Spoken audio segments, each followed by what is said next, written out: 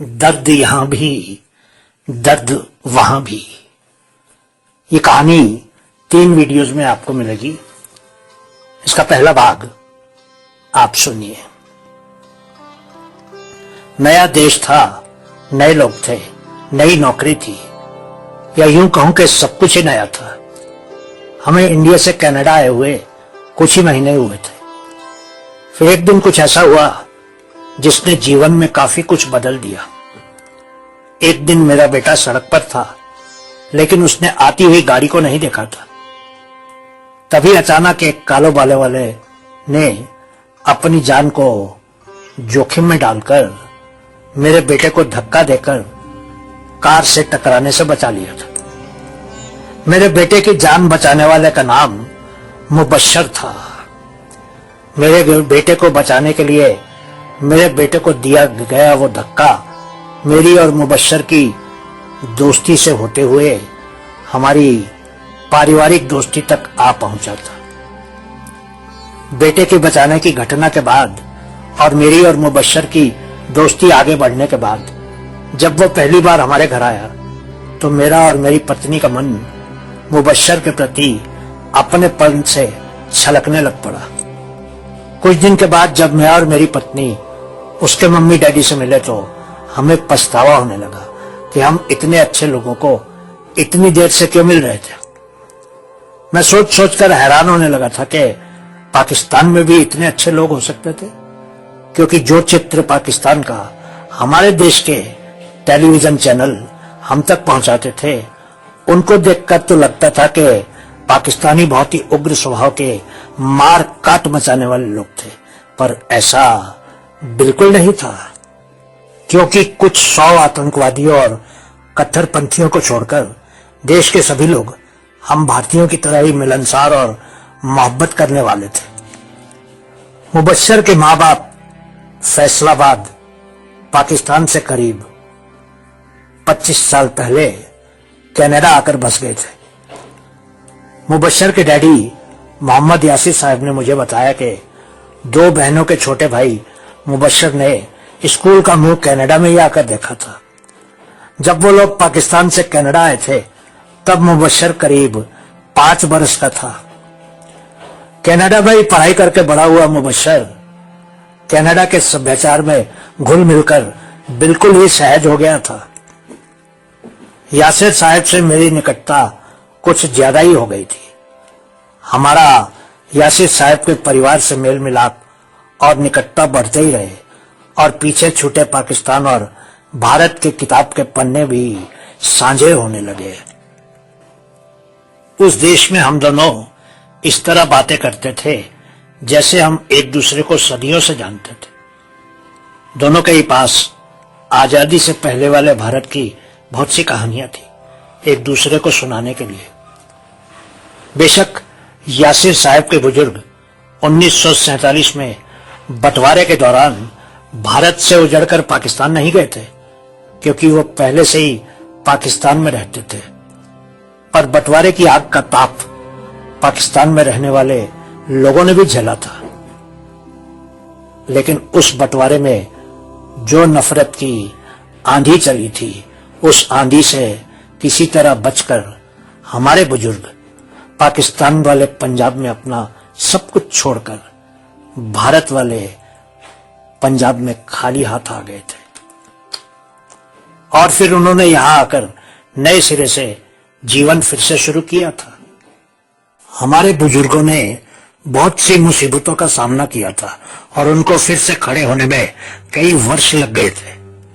उन दंगों में हमारे भी कई रिश्तेदार मारे गए थे, पर हमारी तरह लाखों परिवार ऐसे थे जिनको कोई ना कोई अपना खोना पड़ा था।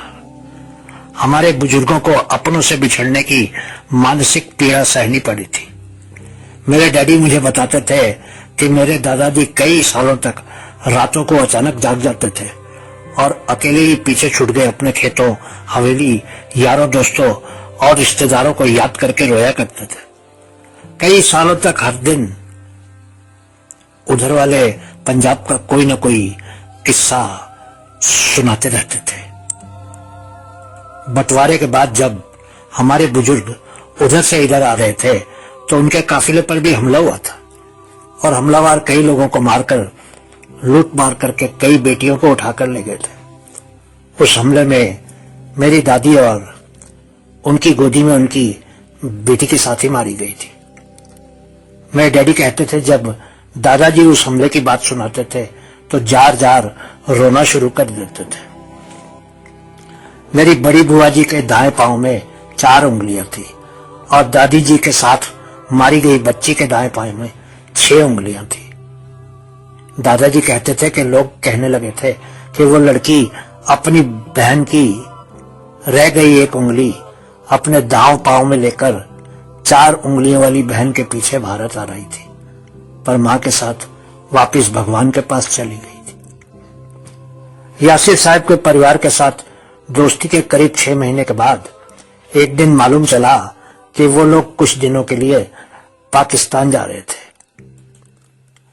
मिलने बैठने के बहाने हमने उनको रात के खाने पर बुला लिया। यासिर साहब ने बताया कि कोरोना के कारण उनकी रिश्तेदारी में 3 मौतें हुई थी, लेकिन उन दिनों हवाई उड़ानों पर रोक लगी हुई थी, इसलिए वो लोग उस समय पाकिस्तान नहीं जा सके थे, इसलिए अब जा रहे थे। यासिर साहब और उनकी पत्नी ने हमें कहा, हमें तो पाकिस्तान में कुछ दिन लग जाएंगे, आप लोगों से गुजारिश है कि हमारी गैर मौजूदगी में हमारे घर का चक्कर लगाते रहिएगा और मुबश्शर का ख्याल रखिएगा। मैंने कहा था, ये भी कोई कहने की बात है, आप बिल्कुल चिंता मत कीजिए, आप आराम से जाइए। उनके जाने के बाद हमने वो जिम्मेदारी पूरी तरह से निभाई और हमें अच्छा भी लगने लगा था कि हम उनके लिए कुछ कर पा रहे थे। करीब 1 महीने के बाद जब वो लोग वापस कनाडा आए तो वो लोग अपनी चाची को भी पाकिस्तान से साथ लाए थे। हफ्ते की छुट्टी के दिन हमने उनके घर जाने का कार्यक्रम बनाया। उस शाम को खाने के दौरान और खाने के बाद कॉफी पीते हुए उनके साथ पाकिस्तान में हुए राजनीतिक फेरबदल पर खासी चर्चा हुई। मुबश्शर की अम्मी अंदर के कमरे से चाची को बुलाने गई थी, पर उन्होंने आकर बताया कि चाची की तबीयत कुछ ठीक नहीं थी, इसलिए उनको बाहर नहीं लेकर आई थी। लेकिन कुछ देर बाद ही उनकी चाची लाठी टेकती हुई खुद ही बाहर आ गई। मैंने और मेरी पत्नी ने खड़े होकर हाथ जोड़कर उनको नमस्ते की। अगले ही पल चाची ने मुझे उनकी बाहों में समेट लिया। बहुत ही प्यार था उनकी इस प्रतिक्रिया में। चाची ने मुझसे कुछ कहा तो नहीं, लेकिन मुझे उनकी सांसों से ही उनके दर्द का आभास हो रहा था। तभी उन्होंने मुझे छोड़कर मेरी पत्नी को कसकर गले से लगा लिया। उस समय चाची की आंखों से आंसुओं की बरसात सी ही होने लग गई।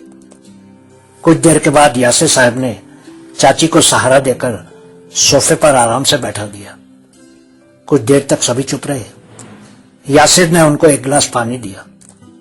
इससे पहले कि यासिर साहब हमारी और चाची जी की जान पहचान करवाते, यासिर साहब ने चाची से कहा, चाची जी आपने ये तो पूछा ही नहीं कि ये साहब कौन है। ले, अपनों के बारे में कुछ पूछने की जरूरत होती है क्या? मैं तो कितनी देर से इनकी बातें सुनती सुनती सोच रही थी कि ये तो अपने ही हैं। मैं तो पहले की यादों में खो गई थी। चाची ने बहुत ही सहज ढंग से जवाब दिया, जिसको सुनकर मुझे लगा कि जैसे यासिर की नहीं, चाची मेरी अपनी चाची मेरे सामने बैठी थी और मुझसे बात कर रही थी। उनके आगोश की गर्मी मुझे एक बार फिर से याद आ गई। चाची तब तक उठकर खड़ी हो गई थी, अपनी लाठी का सहारा लेकर। यासिर ने उनको उसके पास वाले सोफे पर बैठने के लिए इशारा किया, लेकिन चाची मेरे और मेरी पत्नी वाले सोफे में हम दोनों के बीच आकर बैठ गई। वो कभी मेरी और कभी मेरी पत्नी ज्योति की आंखों में देख रही थी, जैसे कि वो हमारी आंखों में कुछ खोजने की कोशिश कर रही थी। अभी चाची को हमारे पास बैठे कुछ ही देर हुई थी कि मुझे फोन पर एक संदेश आया कि मुझे कहीं जरूरी पहुंचना था। हमें ना चाहते हुए भी उसी समय यासिर के घर से वापस आना पड़ा।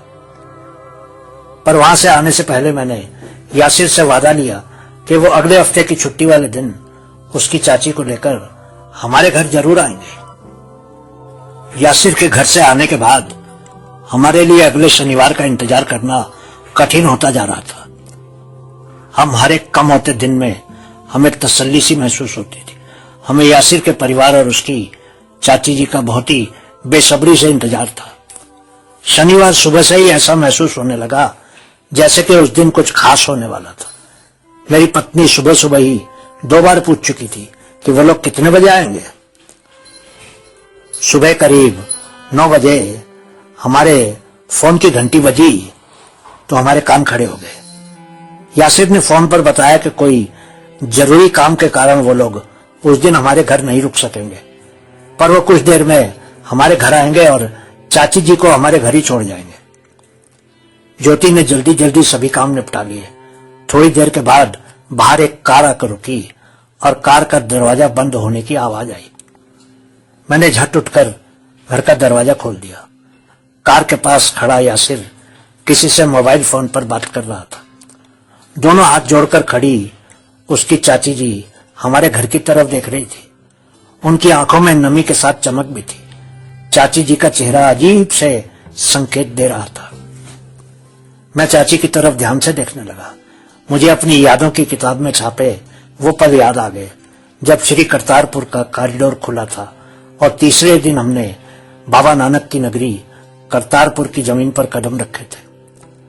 करतारपुर पाकिस्तान का वो स्थान है जहां श्री गुरु नानक देव जी ने जीवन के कई वर्ष खेती करके बिताए थे।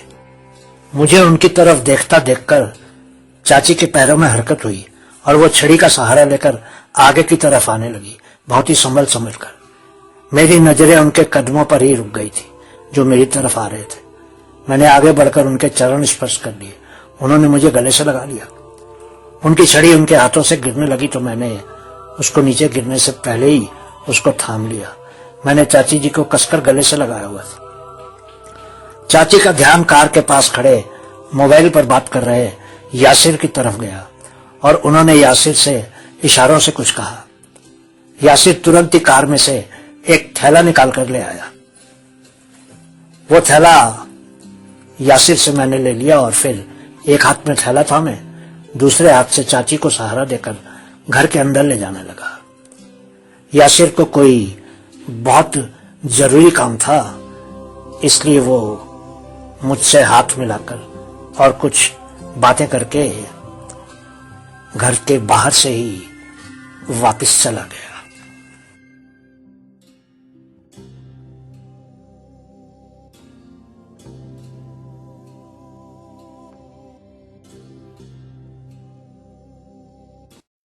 दर्द यहां भी, दर्द वहां भी, भाग दो। घर के अंदर आने के बाद जैसे ही मेरी पत्नी ज्योति ने चाची के पांव छूने चाहे, चाची ने उसको कंधों से पकड़कर गले से लगा लिया और उसके माथे को चूम लिया और फिर दिल से उसको आशीर्वाद दिया, जीती रहो बेटी, जुग जुग जियो, खूब फूलो फलो। कुछ देर के बाद जब मेरा बेटा कमरे में आया तो चाची ने इशारे से उसको बुलाया और अपने साथ ही सोफे पर बैठा लिया और फिर काफी देर तक उसके सर को सहलाती रही। चाची की आंखों में प्रेम साफ झलक रहा था। जब हमने उनसे उनके पाकिस्तान के जीवन के बारे में पूछा तो उनके प्यार भरे जवाबों ने हमें बहुत कुछ सोचने के लिए मजबूर कर दिया। चाची से जब मैंने पूछा, चाची यहां आकर आपको कैसा लग रहा है? अच्छा पहले ये बताइए कि आप क्या पिएंगे और क्या खाएंगे? बेटा अपने घर में आई हूं, कोई पराई थोड़ा ही हूं, जो तेरा मन करता है वही ला, मैं सब कुछ खा लेती हूं। पगले चीजों की भूख थोड़ी ही होती है, प्यार की भूख होती है। जो पका हुआ है बस वही मैं खा लूंगी, कोई खास चीज पकाने की जरूरत नहीं है। कहने के साथ उन्होंने मेरे बेटे को कसकर अपने सीने से लगा लिया और फिर उसके माथे को चूम लिया। कुछ देर तक चाय पीते हुए हमने खूब बातें की। चाची जी ने मेरी पत्नी के हाथ के पके हुए आलू के पराठों और दही के रायते की खूब तारीफ की और मेरे जिद करने पर शायद पेट धर जाने के बाद भी तीसरा पराठा खा ही लिया। ऐसा लगता है जैसे मैं लाहौर में ही हूं और मेरी बेटी पराठे पका पका कर ला रही है। तेरे हाथों में तो बहुत लज्जत है बेटी। चाची ने मेरी पत्नी की तरफ देखकर मुस्कुराते हुए कहा। कुछ देर तक चाची जी से इसी तरह की बातें चलती रही। तभी अचानक ही उन्होंने रुककर अपने साथ लाया हुआ थैला उठाकर सामने के छोटे मेज पर रखकर खोलना शुरू कर दिया। वो एक एक करके लाहौर से लाया हुआ सामान निकालकर एक एक करके मेज पर रखने लगी। हम तो उनको बस देखते ही रह गए, क्योंकि उनकी आंखों में इतना प्यार था कि एक पल को ऐसा लगा कि अपने देश से कोई आया था और हमारे लिए सौगातें लेकर हमारे सामने रख रहा था। हम सभी बस चाची को और उनके लाए हुए सामान को ही देख रहे थे। मेरी पत्नी ज्योति ने उनके द्वारा लाए गए सूट को देखकर हैरान हो रही थी। उसकी हैरानी इस कारण से थी कि चाची को उसकी पसंद के बारे में कैसे मालूम चल गया था। उसकी आंखों में चाची जी के लिए स्नेह देखकर मेरा मन सरोबार हो गया। ज्योति ने कुछ समय पहले उसी रंग का और उसी कपड़े का, उसी डिजाइन का सूट किसी को पहने हुए देखा था और हमने बाजारों में बहुत ढूंढा था, लेकिन किसी भी भारतीय या पाकिस्तानी दुकान पर वो सूट नहीं मिला था। अब उसकी खुशी उसके चेहरे की बड़ी सी मुस्कान से साफ झलक रही थी। उस समय मुझे मेरी पत्नी को देखकर ऐसा लग रहा था कि जैसे वो यासिर की चाची नहीं, मेरी पत्नी की मां थी जो उसके लिए मायके से सौगातें लाई थी। ज्योति अपनी जिज्ञासा को रोक नहीं सकी। उसने चाची जी से पूछ लिया, चाची जी आपको कैसे मालूम चला कि ये सूट मेरी खास पसंद था? लो कोई पूछे, बेटी अपनों की पसंद कोई छुपी थोड़ी ही रहती है। चाची ने वो बात इतने सहज भाव से कह दी जैसे ज्योति उनके ही हाथों में खेलकर बड़ी हुई थी और वो ज्योति के बारे में सब कुछ ही जानती थी।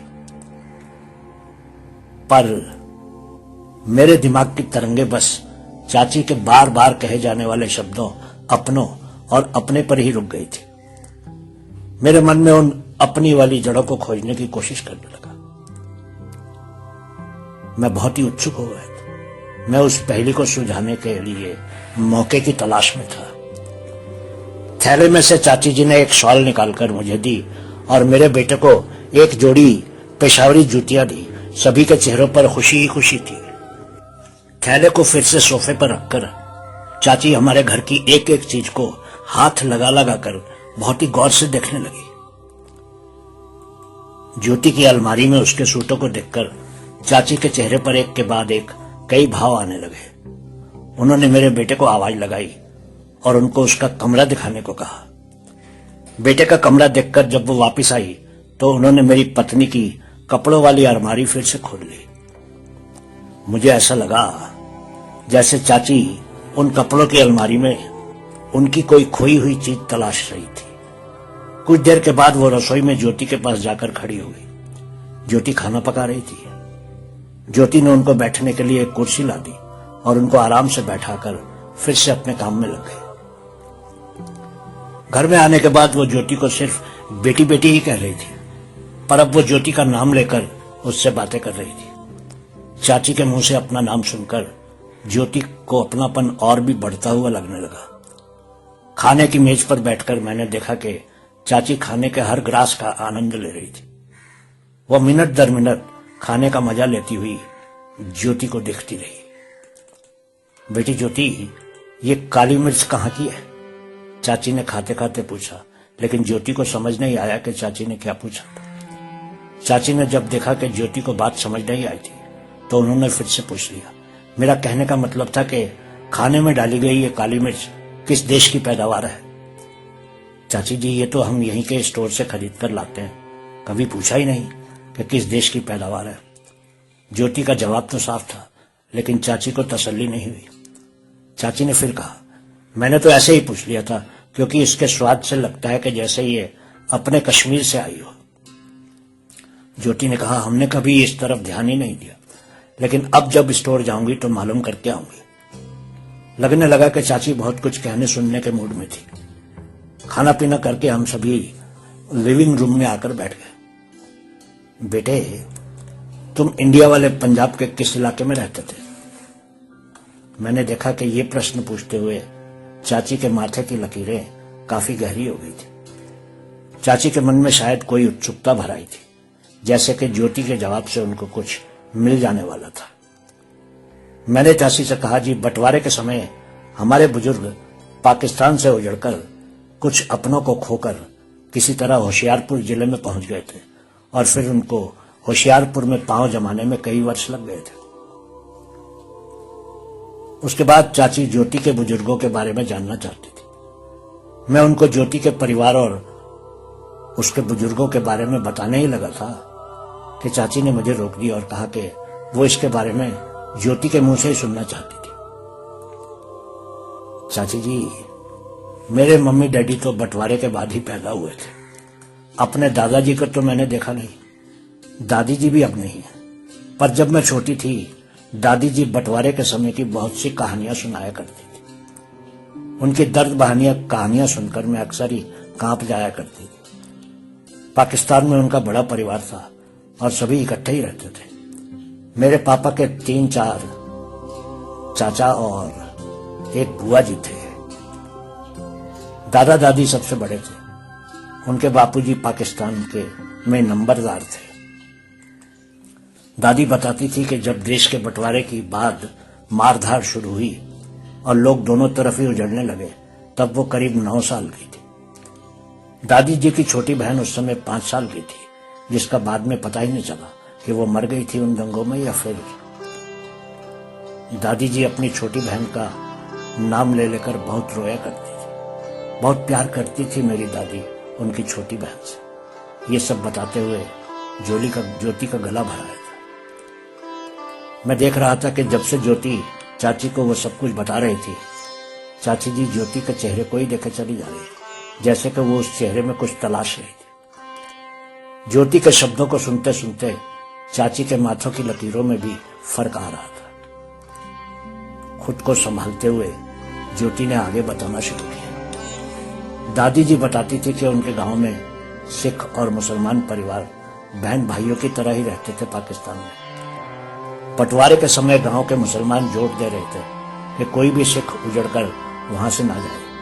मुसलमानों ने हिंदुओं और सिखों को रक्षा करने का जिम्मा ले लिया था। उन दिनों में घरों में या सार्वजनिक शौचालय नहीं होते थे, इसलिए सुबह सुबह सूरज निकलने से पहले ही आस पड़ोस की औरतें मिलकर खेतों की तरफ चल देती थी। दादी जी और उनकी छोटी बहन भी अपनी माँ और चाचियों के साथ खेतों में जाया करती थी। उस दिन वो गांव से कुछ दूरी गई थी कि पास के गांव से एक सरदार मुखिया हाथ में तलवार लिए घोड़े पर सवार होकर उधर आ निकला। उस सरदार ने जब औरतों को देखा तो वो रुक गया और उनको गांव पर होने वाले हमले के बारे में बताया और कहा कि वो सभी तुरंत ही गांव वापस चली जाएं। औरतें बुरी तरह से घबरा गई थी, लेकिन वे तुरंत ही अपने अपने घरों की तरफ दौड़ पड़ी थी। दादी जी की छोटी बहन दौड़कर आते हुए घोड़े को देखकर घबरा गई थी और वो मकई के खेत में जाकर छुप गई थी। जब वो औरतें गांव पहुंची तो उन्होंने देखा कि गांव में सभी लोगों को गांव छोड़ने की जल्दी थी और सभी अपना अपना थोड़ा थोड़ा सामान समेटने में लगे हुए थे। दादी जी की मां को छोटी बेटी कहीं नहीं दिखी। सबको अपनी जान बचाने की पड़ी थी, इसलिए छोटी की किसी ने परवाह नहीं की और वो पीछे ही रह गई। बुजुर्गों ने गांव छोड़ दिया, लेकिन दादी और उनकी छोटी बहन का किसी को कुछ पता नहीं लगा। कमरे का माहौल बहुत ही भावुक हो चुका था। मैंने देखा कि दादी की छोटी बहन की बात बताते हुए मेरी पत्नी ज्योति की आंखों में फिर से आंसू आ गए थे। चाची जी की आंखों से तो पहले ही आंसू लगातार बह रहे थे। कुछ देर तक कमरे में बिल्कुल चुप्पी छाई रही। चाची थोड़ा सा खिसक कर ज्योति के और भी पास बैठ गई सोफे पर। चाची ने ज्योति को सीने से लगा लिया और कहा, बस मेरी बच्ची बस, तू अब यहीं पर रोक दे इस कहानी को। इसके आगे उस दादी की छोटी बहन का क्या हुआ मैं तुझे बताती हूँ। आगे दादी की उस छोटी बहन की कहानी और भी दुखद है। मैं और मेरी पत्नी ज्योति यासिर की चाची को हैरानी से देखने लगे कि चाची जी ज्योति की दादी की छोटी बहन को कैसे जानती थी। चाची कुछ देर तक आंखें बंद किए बैठी रही। उन्होंने अपने दोनों हाथ ऊपर को उठा लिए थे, जैसे कि अल्लाह से कोई आज्ञा मांग रही थी। कुछ देर के बाद जैसे साहस संकलित करके खुद को संभाल कर बोलना शुरू किया। बेटी, तूने ठीक बताया कि उस गांव में हिंदुओं, सिखों और मुसलमानों के बीच गहरा भाईचारा था। उस गांव के मुसलमान नहीं चाहते थे कि उनके गांव से कोई हिंदू या सिख उजड़कर भारत की तरफ जाए, लेकिन चारों तरफ जो नफरत की आंधी चल रही थी, उसके आगे उस गांव के मुसलमान भी बेबस हो गए थे। जब बाहर के गांव वालों ने उस गांव पर हमला किया तो उस गांव के मुसलमानों ने सिखों और हिंदुओं से खुद ही कहा कि वो वहां से भागकर अपनी जानें बचाए। सुबह सुबह खेतों में गई हुई औरतों को जब मालूम चला तो वो सभी दौड़कर अपने अपने घर पहुंच गई। मकई के खेत में छुपी हुई तेरी दादी जी की छोटी बहन जब बाहर आकर घर की तरफ दौड़ने लगी तो एक पत्थर से ठोकर खाकर नीचे गिर गई और बेहोश हो गई। आक्रमणकारियों ने उसको नहीं देखा था उस समय तक। जब कुछ देर के बाद उसको होश आया तो उसने देखा कि आसपास कोई भी नहीं था। वो फिर से मकई के खेत में जाकर छुप गई थी। गांव के सभी हिंदू और सिख परिवारों ने अपनी अपनी बैलगाड़ियां और घोड़ा गाड़ियां तैयार कर ली थी और जो कुछ वो ले जा सकते थे उन्होंने वो सामान साथ ले लिया था। दादी की छोटी बहन दिन भर खेत में ही छुप कर ही बैठी रही। भादों का महीना था, प्यास से उसका बुरा हाल था। वो बीच बीच में मकई के कच्चे दाने चबा लेती थी और अपने होठों को तर कर लेती थी, और बेचारी कर भी क्या सकती थी। 5 बरस की बच्ची की कितनी बुद्धि होती है। रात घिरने लगी तो उस बच्ची का मन घबराने लगा। उसने खेत से बाहर निकलकर देखा तो पाया कि गांव में जगह जगह पर आग लगी हुई थी और आग की लपटें बहुत ऊंची ऊंची उठ रही थी। उस छोटी को अपनी मां की याद सताने लगी। वो हिम्मत करके गांव की तरफ चल दी। गिरने के कारण उसके घुटने पर चोट लगी थी और दर्द बहुत हो रहा था। कुछ दूरी पर जब उसने 4-5 तलवारों वाले मर्दों को देखा तो उसकी चीख निकल गई। एक व्यक्ति तलवार से छोटी पर प्रहार करने ही वाला था कि दूसरे ने रहम खाकर उसको रोक दिया। उन मर्दों ने उस बच्ची का नाम पूछा। उसके मुंह से अपना असली नाम तो नहीं निकला, लेकिन उसने डरते डरते कहा, मेरा नाम छोटी है।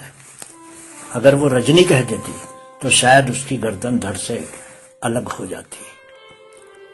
रहम करने वाले मर्द का मन भर आया और उसने अपनी तलवार अपने एक साथी को थमा दी और उस छोटी को उठाकर अपने कंधों पर बैठा लिया। छोटी सोच रही थी कि वे लोग उसको कहीं दूर ले जाकर फेंक देंगे। वो उस मर्द के सर को अपने छोटे छोटे हाथों से थामे बैठी रही। चारों तरफ जलते हुए घर और झोपड़ियां दिख रही थी और हर तरफ सिर्फ आग ही आग थी। उन मर्दों ने करीब 3 गांव पार किए तो छोटी को कंधों पर उठाए हुए मर्द ने अपने साथियों से विदा ली और अलग रास्ते पर चलकर एक हवेली के अंदर चला गया। उस घर में एक बड़ी उम्र की औरत उसका इंतजार करते करते थक गई थी। उस मर्द और छोटी को देखकर उस औरत ने अल्लाह को शुक्रिया कहा, दोनों हाथ ऊपर उठाकर। जैसे ही हामिद ने छोटी को अपने कंधे से नीचे उतारा, उस औरत को चिंता होने लगी। जलते हुए दिए की रोशनी में हामिद और उस औरत ने एक दूसरे को इशारों में कुछ समझाया और फिर उस औरत ने छोटी को कसकर अपने सीने से लगा दी। दिन भर की भूखी प्यासी छोटी के मुंह से मां निकल गया, जो अम्मा बनकर औरत के कानों में रस घोल गया। हामिद के कुछ कहने से पहले ही उस औरत फायजा को लगा के अल्लाह ने उसकी झोली उस खैरात से भर दी थी, जिसका इंतजार करते हुए उम्र ही बीत गई थी। छोटी उसके आगोश से अलग होना चाहती थी, लेकिन फायजा उसको अपने से अलग करने को तैयार नहीं थी। एक बार फिर से वो अल्लाह का शुक्रिया करके वो उठी और काफी समय से अंगीठी पर गर्म होकर गाढ़े हो चुके दूध का एक गिलास ले आई और दूध छोटी के मुंह से लगा दिया। छोटी गिलास को अपने हाथों में लेकर पीना चाहती थी, पर फायजा को उस बच्ची को दूध पिलाने में सुकून मिल रहा था। छोटी उतना दूध नहीं पी सकती थी, लेकिन फायजा के प्रेम के आगे वो कुछ नहीं कह सकी और चुपचाप दूध पीती रही। कुछ देर के बाद जब फायजा ने रसोई में खाना पकाने का काम पूरा कर लिया तो उसने देखा कि छोटी बाहर की खटिया पर गहरी नींद सो रही थी। हाय मैं मर गई, बिना चादर बिना तकिया सो गई है। फायजा ने तुरंत ही एक दूसरी खटिया पर नरम गद्दा बिछा दिया और फिर तकिए पर छोटी का सर रखकर उसको वहां सुला दिया। उसने कई बार छोटी के बालों को सहलाया और कई बार उसका माथा चूमा। फायजा को लगा जैसे उसकी सूखी छातियों में दूध उतर आया था।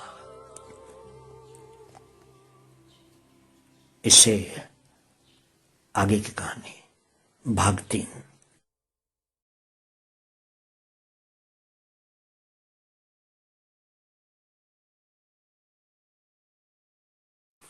दर्द यहां भी दर्द वहां भी, भाग 3, अंतिम भाग। मैंने और ज्योति ने देखा कि चाची हम दोनों को गौर से देख रही थी और शायद ये सोच रही थी जैसे हमने उनकी चोरी पकड़ ली थी। उनके 2 शब्दों रजनी और अम्मा सुनकर मेज पर रखे ग्लास में से 2 घूंट पानी पीकर चाची ने आगे बताना शुरू किया। नए घर में नए बाप आपने छोटी को बेटी जैसे प्यार देने में कोई कसर नहीं छोड़ी, लेकिन छोटी के मन में अंकित उसके बहन भाइयों और माँ बाप की यादों को वो मिटा नहीं सकी। जब वो करीब 7 साल की हुई तो छोटी को स्कूल में दाखिल करवा दिया गया और रजनी से छोटी बनी वो स्कूल में सुल्ताना बन गई और सरकारी रिकॉर्ड में हामिद की बेटी के रूप में दर्ज हो गई। हामिद के पास बहुत सी जमीन थी और वो था भी बहुत मेहनती। उसका परिवार गांव के खाते पीते लोगों में गिना जाता था। शायद इसीलिए गांव के लोगों ने छोटी के बारे में कोई पूछताछ नहीं की। छोटी या सुल्ताना धीरे धीरे उस माहौल में रच बस गई। वो जैसे जैसे बड़ी होने लगी वो अपने माँ बाप हामिद और फायजा पर अपना हक जमाने लगी। जब उसने जवानी में कदम रखा तो माँ बाप को चिंता होने लगी कि वो एक बार फिर से अकेले हो जाएंगे। सुल्ताना और उसकी अम्मी के बीच कोई पर्दा नहीं रह गया था। वो फायजा से हर बात खुलकर कर लेती थी। एक दिन फायजा ने अपनी चिंता सुल्ताना को बता दी। सुल्ताना ने घर जवाई वाली बात करके अपनी अम्मी और अब्बू की सोच ही बदल दी। कुछ दिन बाद जब फायजा अपनी छोटी बहन के घर गई तो बहन के छोटे बेटे इब्राहिम को घर जवाई बनाने की बात तय कर आई। उसने अपनी बहन से कहा कि उसका बेटा इब्राहिम उसका दामाद ही नहीं उसका बेटा बनकर हामिद और फायजा के घर में रहेगा। बहन उस शादी के लिए राजी हो गई। जब घर वापस आई तो फायजा ने यह खुशी की खबर हामिद और सुल्ताना को बताई। बाप बेटी को भला क्या ऐतराज हो सकता था। हामिद तो पहले से ही घर जवाई चाहता था, पर अम्मा ने ही पहल कर ली थी। रिश्ता तय हो गया। मैंने और मेरी पत्नी ज्योति ने देखा कि अम्मी अब्बा कहने से अब चाची की झिझक कम हो रही थी।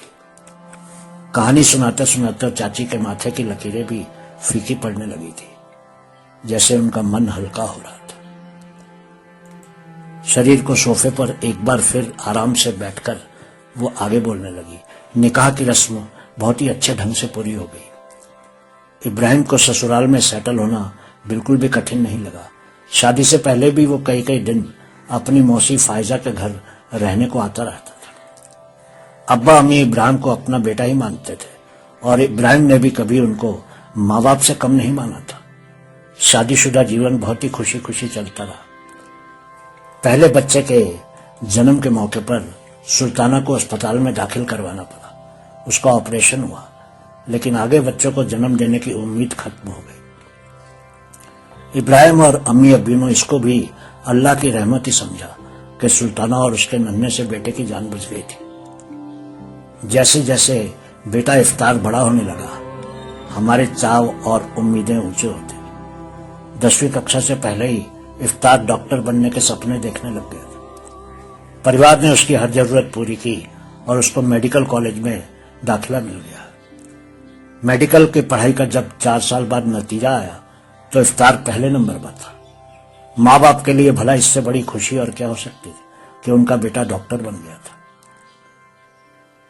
सुल्ताना के अम्मी और अब्बा फायजा और हामिद उम्र के चौथे पड़ाव पर पहुंच चुके थे। वो कुछ बीमार रहने लगे थे। इफ्तार अपने नाना नानी का ख्याल हमसे भी ज्यादा करता था। लेकिन उनकी सेहत दिन ब दिन खराब होती गई और डॉक्टर पोते को शादी डॉक्टर लड़की से करवाने के सपने को साथ ही लेकर थोड़े समय के बाद फायजा और हामिद दुनिया छोड़ गए। उन दोनों की कमी को बर्दाश्त करना हमारे लिए बहुत ही कठिन हो गया, लेकिन धीरे धीरे समय हमारे जख्म भरता चला गया। इफ्तार सरकारी अस्पताल में डॉक्टर लग गया था और वो हम दोनों पर शहर में रहने के लिए जोर डालने लगा। इब्राहिम को शहर में रहना पसंद नहीं था, इसलिए हमने उसका भी हल निकाल लिया। हर हफ्ते हम 3-4 दिनों के लिए शहर में रहने चले जाते थे और बाकी के दिन गांव में ही रहते थे। अम्मी अब्बू के चले जाने के बाद इब्राहिम के बड़े भाई से हमारी नजदीकी बढ़ गई और हमारी खेती का काम इब्राहिम का बड़ा भाई ही देखने लगा। बड़े भाई के 3 बेटों में से सबसे छोटे इस यासिर ने डिग्री करके कुछ साल प्राइवेट नौकरियां की और फिर कनाडा की तैयारी करने लगा। 1 साल बाद यासिर को कनाडा का वीजा मिल गया और वो कनाडा आ गया। मेरे साथ यासिर का बचपन से ही बहुत मोह था। चाची चाची कहते छोटे से यासिर का मुंह थकता ही नहीं था उसके बचपन में। इस जगह पर आकर चाची ने अपनी कहानी कुछ देर के लिए रोक दी। पानी का ग्लास उन्होंने एक सांस में ही खाली कर दिया। वो चारों तरफ गर्दन घुमाकर देखने लगी। वो अपने तय किए हुए रुमाल से अपने चेहरे को हवा देने लगी तो ज्योति ने पूछ लिया, चाची जी अगर गर्मी लग रही है तो ये कमरे का हीटर कुछ धीमा कर दो। चाची ने हाथ हिलाकर इनकार कर दिया।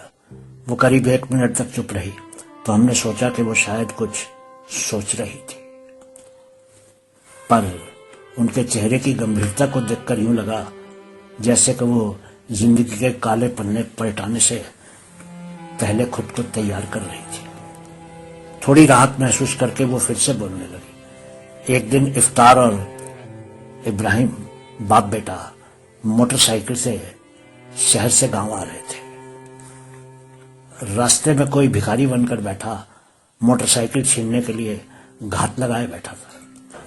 जैसे ही उस भिखारी ने कि जुड़े हाथ देखकर इफ्तार ने मोटरसाइकिल रोकी, झाड़ियों में छुपा उसका बंदूकधारी साथी भी बाहर आ गया और वो दोनों मिलकर मोटरसाइकिल छीनने लगे।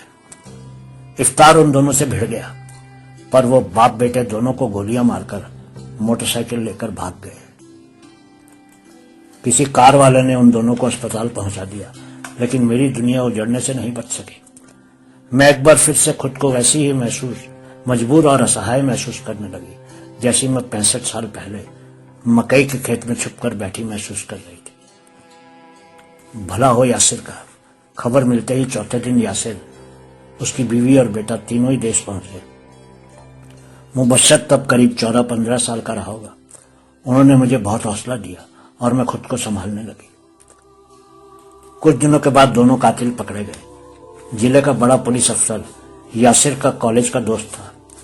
वो उन दोनों लुटेरों को मुकाबले का बहाना बनाकर मार देना चाहता था। वो लोग मुझे भी वहां ले गए थे ताकि मैं उन दोनों लुटेरों को पुलिस की गोलियों से मरते हुए देखकर सुकून महसूस करूं। पर मेरी आंखों के आगे उन दोनों लुटेरों की बीवी और बच्चे आ गए। मैंने पुलिस अफसर से विनती की कि वो उन दोनों लुटेरों पर रहम कर दे। ठीक वैसे ही जैसे 65 साल पहले मुझे तलवार से बचाकर हामिद अब्बू ने मुझे कंधे पर बैठा दिया था। मैं सोच रही थी कि उन डाकुओं के पाप का बदला मैं उनके परिवारों से कैसे ले सकती थी। पुलिस अफसर भला आदमी था और वो मेरी बात मान गया। 2 जीवन बचाकर मेरे मन को बहुत ही शांति मिली थी। कुछ दिनों के बाद यासिर यहाँ कनाडा आ गया, लेकिन हर 3-4 दिन के बाद मुझे फोन करके हौसला देना नहीं भूलता था। अगली बार जब वो पाकिस्तान आया तो उसने मेरा पासपोर्ट बनवाकर कनाडा का वीजा लगवा दिया और मुझे अपने साथ ही यहाँ ले आया। अब मुझे ये देश अच्छा लगता है। यहाँ बस रहे और तरक्की कर रहे पंजाबियों में मैं अपना खून तलाशती रहती हूँ। वो अपने तो लगते थे, पर तारे जोड़ने के बाद उनमें करंट के प्रभाव वाला चुंबकीय खिंचाव नहीं था। 6 महीने का वीजा खत्म होने से कुछ दिन पहले ही देश वापस चली गई। इस बार यासिर लोग देश आए तो मालूम नहीं क्यों मुझे मुबश्शर की बातों में वो चुंबकीय खिंचाव महसूस हुआ। मैंने अपने खून को तलाशने की उम्मीद देश जाकर भी नहीं छोड़ी थी। मैंने यासिर से पूछने से पहले ही फिर से कनाडा आने की तैयारी शुरू कर दी। एक दिन बाजार गई तो इस बेटी के लिए कोई सूट पसंद ही नहीं आया। मैं कपड़ों की बहुत सी दुकानों में गई। एक दिन एक दुकान के सामने से जा रही थी तो मुझे ऐसे लगा कि दुकान के बाहर टंगे एक सूट ने मुझे आवाज लगाई। फिर उस दिन तुम दोनों को मिलने के बाद मन ने गवाही दी कि वो सूट वाली आवाज किसी अपने की ही थी। ये पिछले 5-6 दिन यासिर के घर में बिताना मेरे लिए 5-6 वर्षों जैसे हो गए थे। मैंने देखा कि चाची की आवाज ने जवाब दे दिया था। मेरी पत्नी ज्योति जाकर चाची से लिपट गई। मेरे कानों तक पहुंचती चाची की लंबी लंबी सांसें उस अपनेपन का सबूत बन गई थी जिसकी एक झलक पाने के लिए चाची को करीब 75 वर्षों का इंतजार करना पड़ा था। लेकिन दोनों देशों के शासकों के द्वारा दो भाइयों के बीच खड़ी की गई दीवार को तोड़कर वही अपनापन 7 समुंदर पार आ पहुंचा था। और इस बार तार जुड़ते ही करंट भी आ गया था और चुंबकीय खिंचाव भी उत्पन्न हो गया था। ज्योति और चाची दोनों एक दूसरे के आगोश में आंसू बहा रही थी। आखिर ज्योति ने चुप्पी तोड़ी। चाची जी, नहीं, मेरी प्यारी मौसी दादी जी, बेशक आपने कहानी सुनाते समय अपनी पहचान को छुपाने की बहुत कोशिश की, पर मैं तो तभी समझ गई थी जब आपके मुंह से रजनी शब्द निकला था। मैंने दादी जी यानी आपकी बड़ी बहन को कई बार यही नाम ले लेकर आंसू बहाते हुए अपनी आंखों से देखा था। मैं सोचने लगा कि चाची जी, नहीं, मेरी पत्नी की मौसी दादी ने यासिर और मेरे परिवार को एक नए रिश्ते की डोरी से बांध दिया था। मेरी भी आंखें नम हो गई इतना अपनापन महसूस करके। बहुत बहुत शुक्रिया।